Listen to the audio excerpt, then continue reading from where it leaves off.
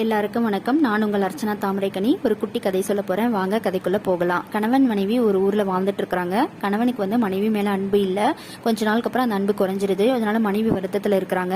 அதை பக்கத்து வீட்டு பெண் ஒருத்தவங்க என்ன சொல்றாங்கன்னா, இதுக்கு ஒரு முனிவர் இருக்காரு, அவர்கிட்ட மூலிகை மருந்து கேட்கலாம் வாங்க அப்படின்னு சொல்றாரு. அதை நம்பி இவங்களும் போறாங்க. அப்படி போகும்போது அந்த முனிவர் என்ன சொல்றாருன்னா, இது பேசி சரி பண்ண வேண்டிய விஷயம், மூலிகையால சரி பண்ண முடியாதுமா அப்படின்னு சொல்றாங்க. ஆனா அதை அவங்க நம்புறது இல்ல.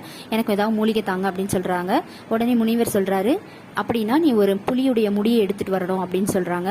உடனே இவங்களும் போறாங்க, காட்டுக்கு போறாங்க. டெய்லி பாக்குறாங்க, புலி உருமுது வந்துடுறாங்க. இதே மாதிரி நடந்துட்டு இருக்கு.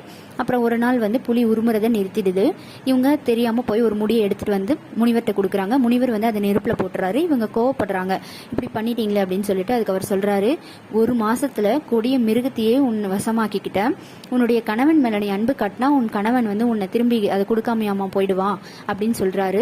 இதுல இருந்து என்ன தெரியுதுன்னா, நம்ம அன்பையும் வாங்கலாம், அன்பை அதிகமா கொடுத்து. Life is a boomerang, what you give and what you get. இதை தான் சொல்ல வராங்க. நன்றி.